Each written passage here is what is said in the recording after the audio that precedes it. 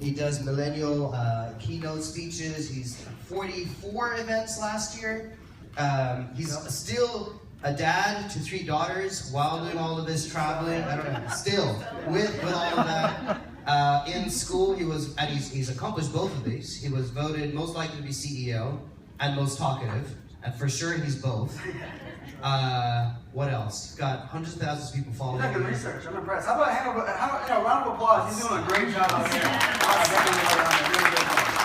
So, ice hockey, fraternity, cybersecurity, startups, and today, talking to you about seeing through digital eyes. Give it up for Brian. Thank you. So that actually works out well, because I introduce myself as a change evangelist, and I usually have to explain why I love change, but as you can probably tell from my random background and what I've kind of grown up doing, where I've kind of my career's gone, I don't think many people will get on a stage and talk about social media, storytelling, and live streaming that has worked in cybersecurity in Iraq and Afghanistan, played professional poker for a good while, worked in cloud computing and data center companies. But really what I figured out along the way, and it was what I was talking to Jenny about last night at the pub, was really, other than the fact I love your Guinness here, which is why that picture is the middle one. I kind of figured out, my passion, I thought for a long while, was for technology. But every time I go in and help people with technology, it actually helped them remove the technology barriers and figure out ways to be more productive, find better technology. So what I figured out was I started to help culture change, people change, and ultimately help us change and be more not only productive, but hopefully better impact for our business. So today I'm going to talk a little bit about digital storytelling with your digital eyeballs. And so right now we are live on Facebook Live and Periscope over here as well. So we are broadcasting now. Facebook Live, it's like 4 in the morning on the East Coast where I live in DC, or 5 in the morning I guess in DC. But for me, what I'm going to kind of cover here is a little bit less about the technology and a little bit more about the changing evolution of marketing and storytelling. And this has been an awesome event. I've been blown away by all the different conversations, all the different dialogue from the standpoint of how we're using Twitter today, the Pinterest workshops yesterday. And so much of it comes down to, how do we relate with people, how do we storytell? Because last time I checked, here, raise your hand, it might be different in Ireland. When you wake up in the morning and you turn on social media, do you say, what is my favorite brand posted on social media?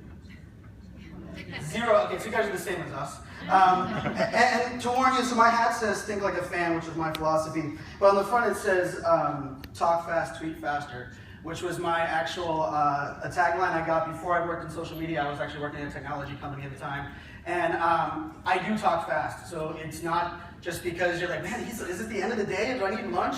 I do talk fast. It used to be a sticky note on my laptop when I would do keynotes early on in my career. I've learned now that I put it on a hat and I tell you up front, nobody else cares after a while. So we're going to get into this little bit of this presentation, but we've heard these 4 words throughout this week, right? We've heard the importance of authenticity, the idea that you have to get your audience's attention. Engagement is key. And I'm writing a book right now called A Millennial Mindset. And a millennial mindset, in my opinion, it's not about the year you were born, but it's your ability to embrace digital change. And one of my chapters is actually, I believe, the future of business is community. And the future of business is community in the sense of we no longer go to the TV, really, even to really find out what we want to do. We don't look at a billboard on the side of the road. If we're going to go figure out our favorite pizza joint, our favorite fish and chips, which I had for lunch and dinner last night. So 2 very good local meals I had yesterday. But if you were to go ask, go look for your favorite fish and chips, would you go to the little pub that serves it and ask if their fish and chips are good? Or would you ask your friends or post it on social media and say, I'm curious, where's the best place to get things? And that idea now, it's always been that way. But I like to use the Henry Ford change. So like Henry Ford back in the day said, if he had listened to his customers or the audience, and when he was thinking about inventing the car, they would have said they wanted faster horses, not a car. And I think today, we would have told him what kind of car we wanted, how fast we wanted it, and we would have complained the entire time he was building that car because we have the power to do that via social media. So I think we've actually moved into this area where the customer is no longer dumb, our audience is no longer dumb, and our community has the power. I'm going to talk a little bit about micro-influence, which if you guys saw Ian Cleary, he's one of my favorite presenters, besides the fact we're both very big geeks. I thought he did a great job of really breaking down the importance of influence. But you might be saying, okay, Brian, what does this have to do? How do I get this attention? And in today's world, I said it yesterday when I was on stage, whoever invented content is king forgot the word great content is king. Because for all this, if you took a lesson from all these presentations today, so many people are talking about the importance of engagement, the importance of community, and ultimately the importance of creating content that actually serves your audience and solves a problem. Creating content of value. The word value is extremely important. But it's really hard to stand out from the noise. It's extremely hard, and it's more noisy every single day. New apps, new social networks. If you got on, we had Peach there for a while. I'm still not sure. It's still on my phone, I think. And I suffer from the fear of missing out, so I call it FOMO. I'm proud to suffer from FOMO. It's part of my job. Is I test and download every single new app, and then I try to help my clients on deciding what app makes sense and not jumping on every shiny object.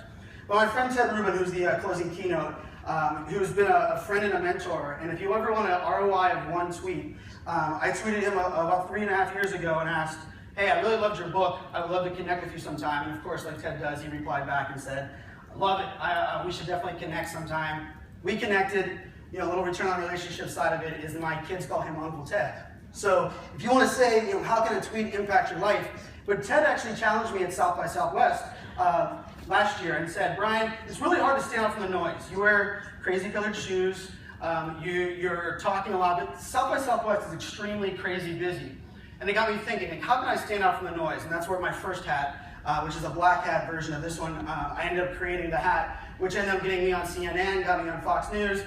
This is the idea that I was walking around using Meerkat, live streaming, with a hat on that had my Twitter handle. It was nothing crazy, but I was attempting to stand out from the noise. And right now, to stand out from the noise on our digital world, it is extremely hard.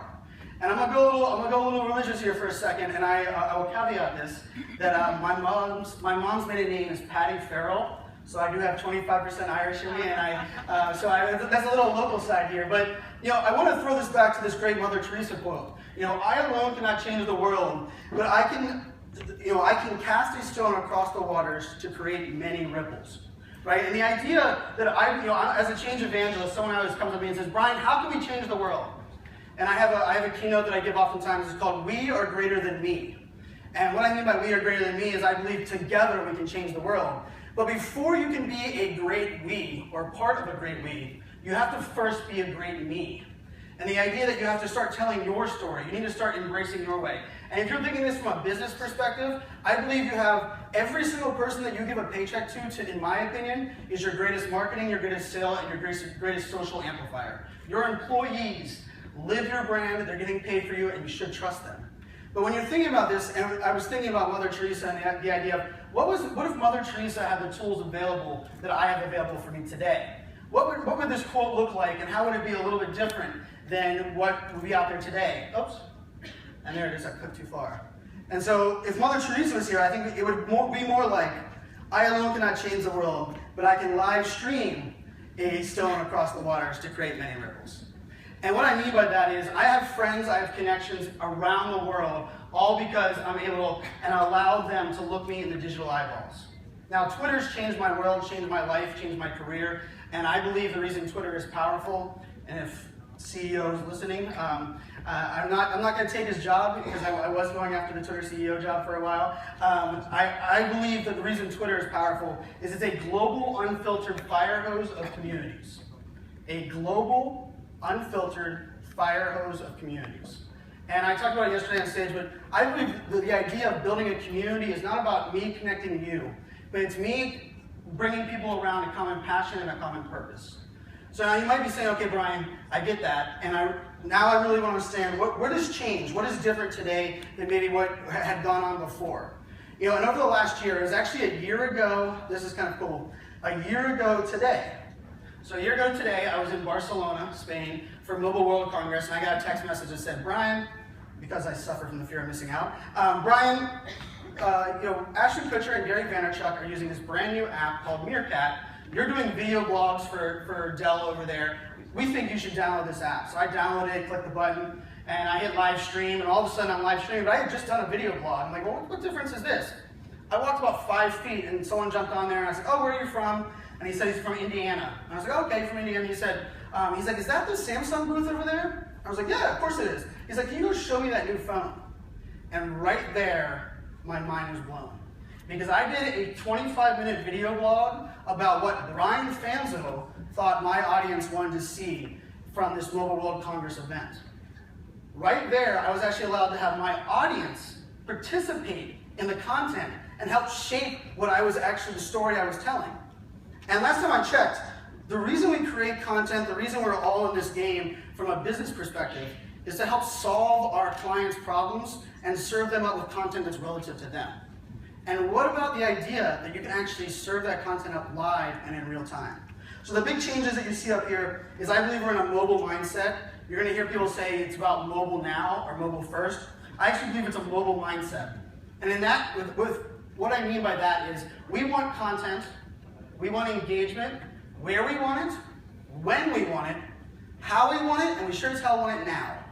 And part of this idea with this millennial mindset book that I'm writing, part of the millennial mindset is I don't believe anybody wants anything different than millennials. But millennials grew up with a phone in their hand, a Facebook access, and the idea that MySpace was something they learned in history class. Right? That's the millennial mindset. So the ability for us to connect with the world is always in our pocket. I remember my dad always told me that the reason that I had to go into work for bring your son to work day was because the fax machine lived at the office. Because all the coolest technology lived, and I don't remember why the fax machine was ever cool, but that's a whole other story. But it was in the office. Now we have all that cool technology in our pocket. Personalization. Melanie talked about it earlier. Steve Dotto talked about it yesterday. Personalization is a buzzword, but what does really personalization really mean? It really means we want to be able to participate in content, we want to be able to help shape the content, and damn it, we want to be heard. Because every brand, every person out there says, we're listening.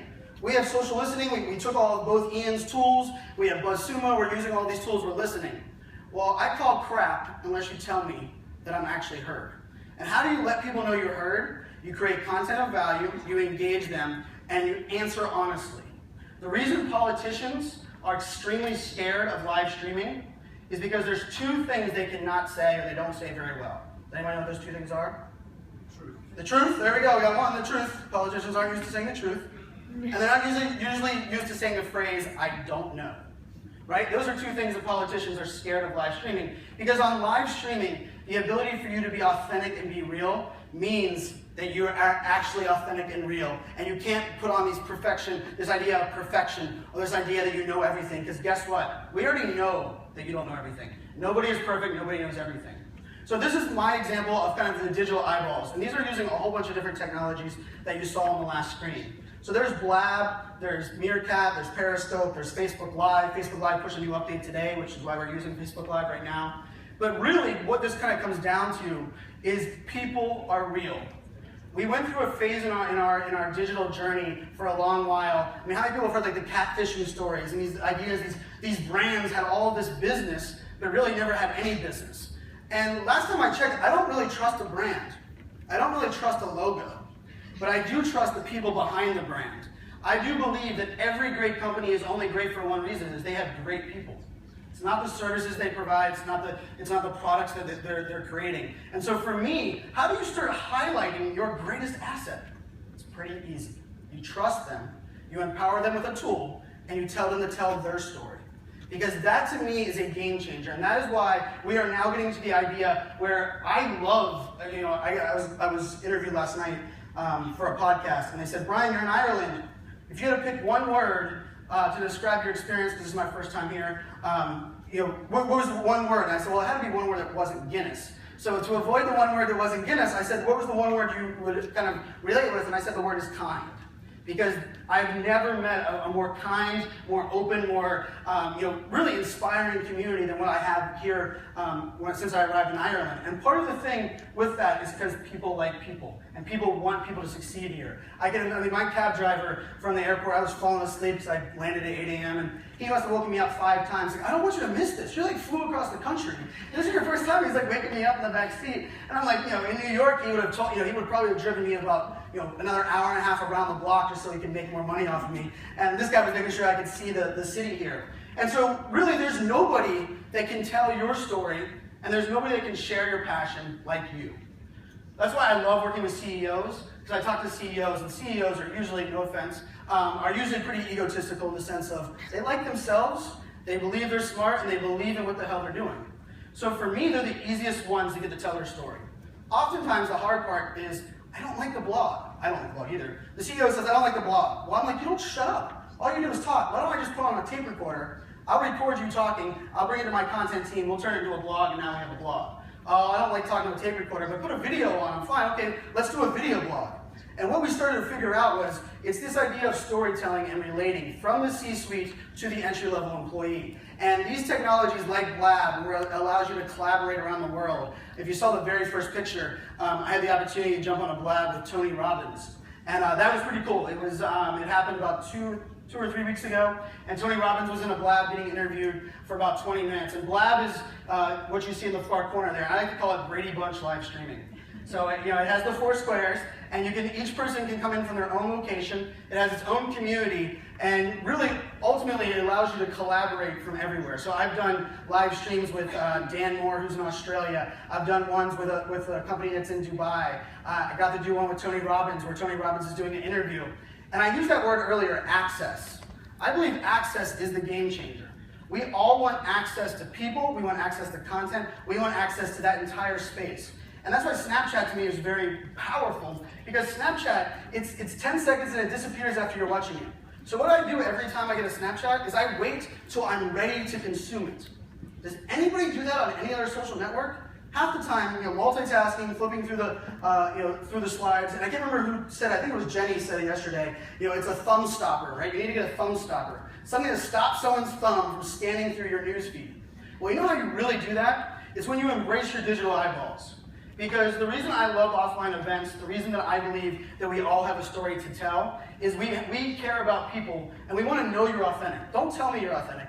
If your website, if right now, you're like, I don't know how live streaming is playing into this, Brian. If you're on your website, you say, we have a great culture, we're authentic, or you should trust us, you should be using live streaming. And I'm almost guaranteeing every website has those 3 words on it. Because we want people to trust us, we want to convey that we're authentic. But then we give them a scripted video that was hand-scripted by the CEO, run by the legal team, and then, by the time it was posted, probably 6 months old, 2 of the employees that are in it are no longer even they're not even working in the company, and yet they're in the video that is displaying culture and authenticity. And so for me, what this really means is, how do we able to engage in real time, but also listen so that we can actually implement at the right time? Because the right time is now the game changer. Real time, anybody, any Yahoo, any company can make an action in real time. That's easy. It's like, as an entrepreneur now, I learned it's really easy to work hard. It's really hard to work smart. And it's a whole different game when you start trying to work smart and outsource. And it's the same thing on social and the same thing in our world. And we have to start focusing on the people and the experiences. Nobody cares about your product. They care about what that product's going to do for them and make them a better life, more productive, happier. The idea is it has to be about people and experiences. And that to me is a big deal. But you might be saying, okay, Brian, you're really talking about this digital eyeball stuff. So this quote was a quote that I actually had to reply to my dad. But I don't believe live streaming is going to replace a handshake. It won't replace a handshake. But what it will do, and when it's done right, is it'll turn a lot of those handshakes into hugs and selfies. And what I mean by that is people already believe me. People already know my story. They know the good, the bad. They know that I was doing a live stream for the Super Bowl, working with a brand SAP. And the very first time I clicked a button for the Super Bowl one, my phone fell off the tripod. And they got to stare at the ceiling for a little while as I screamed and said, I hope I didn't break my phone on day 1 of 5 at the Super Bowl. And when I picked it back up, not one person said, you suck, I'm getting off. They said, oh, that sucks, Brian, everything okay? All right, you're good. And that idea that we're not only forgiving, but we realize that we're all real. But this is the problem, and this is what we really have to understand, is we can't force change. These are my daughters, these are my 3 daughters up here on the screen, Chloe, Kinsley, and Logan. And Chloe's the oldest, 6 years old. And if I told Chloe, hey, go do this.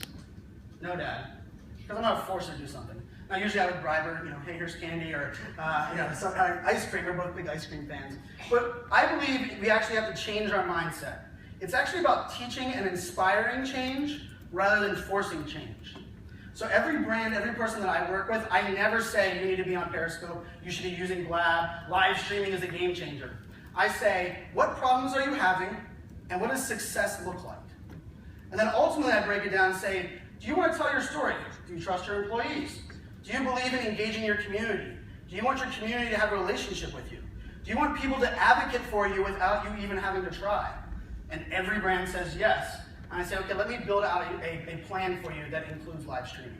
Live streaming does not replace anything that you guys have learned over these last 2 days, but it amplifies everything you've learned the last 2 days. And that to me is why we can teach change. Don't go on Instagram and tell everybody on Instagram to come to Periscope. You know what I do? I give them a 6-second teaser of one of my Periscopes. If you want the rest of this awesome content, the link's in the bio. I then upload it to YouTube with a piece of it at the end of the YouTube, so they get a piece of it. I go to your email newsletter and say, did you know you get to engage with the CEO of IBM every single Thursday? I don't tell them everyone must go on Periscope. What I'm doing is I'm teaching them change. The next week I give them a 30-second clip about live streaming, about what they missed from the CEO. Did you know the mail boy asked a question to the CEO on live stream yesterday? Did you know you had that access? And guess what happens?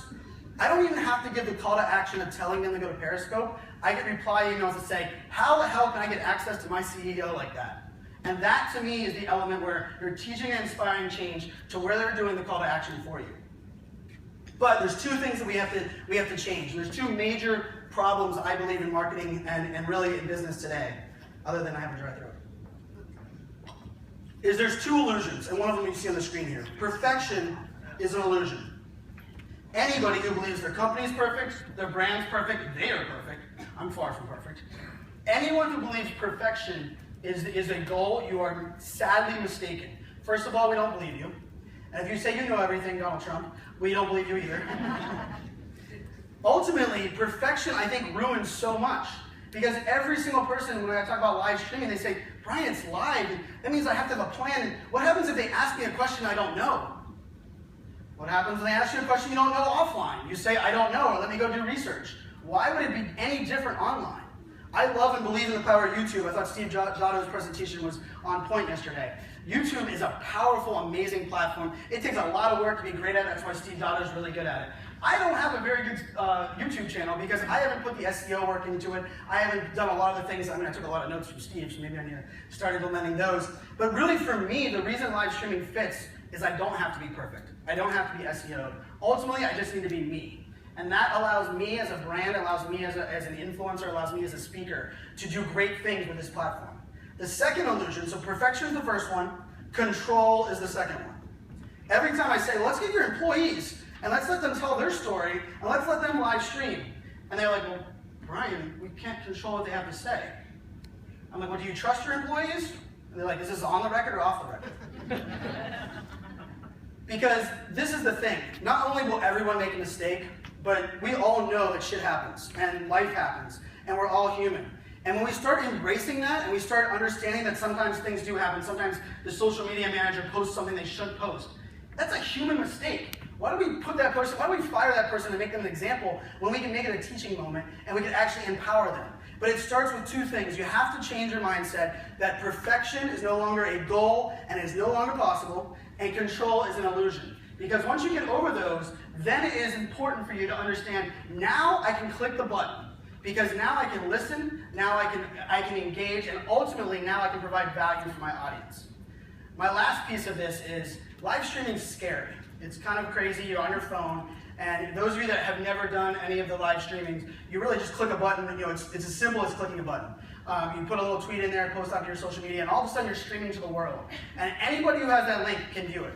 So unlike the old days of Ustream or Justin TV or all these other networks that are out there, this is all from your mobile device. And the greatest part about it is that everyone can comment there on the screen with you, right? So it's a participatory content. It's participatory live streaming. And that to me is extremely important. But the scary part is you overthink it because you try to be perfect, or maybe the lighting's not right. And I have a pretty much, it's turned into a major tagline, is that perfect live streams suck. And the reason a perfect live stream sucks is because if you're trying to be perfect with live streaming, you'll never hit the button.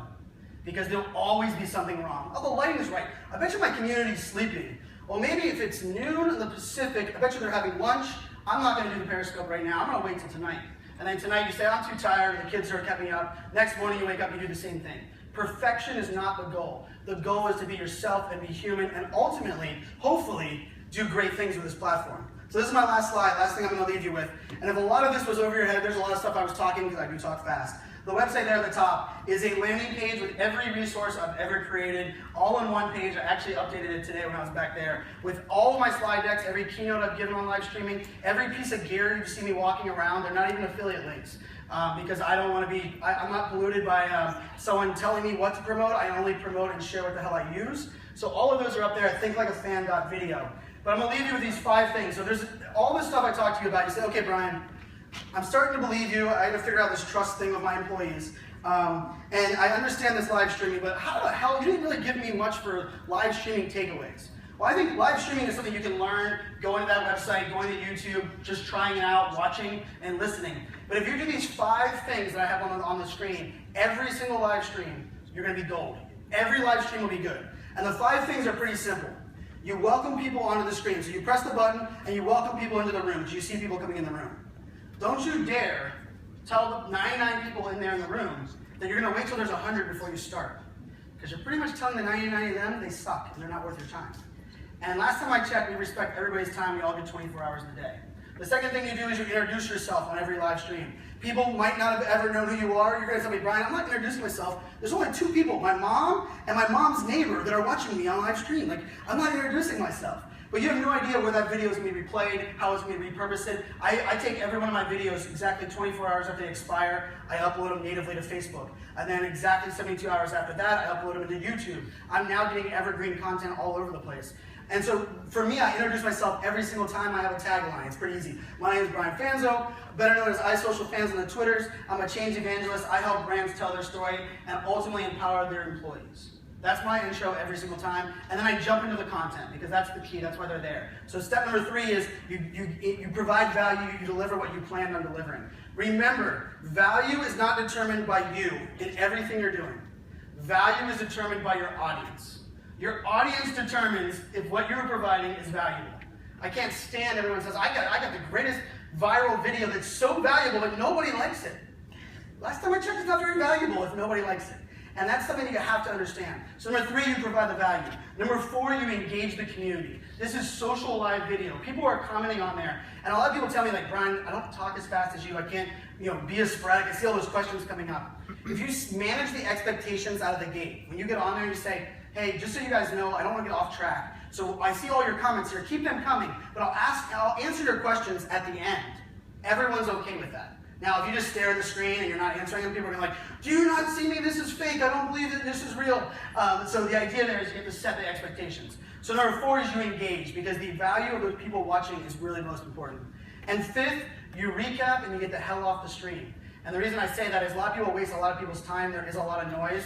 I'm on every social network that you can imagine. There's a new one called Anchor, which is an audio platform that I absolutely love. But the idea for me is, if I respect your time, you'll respect my time. And ultimately, I think together, if we each focus on telling our story, trusting and empowering each other, we can be better me's that ultimately will be better we's. That's all I got for you. Thank you. Just give a hand to Brian.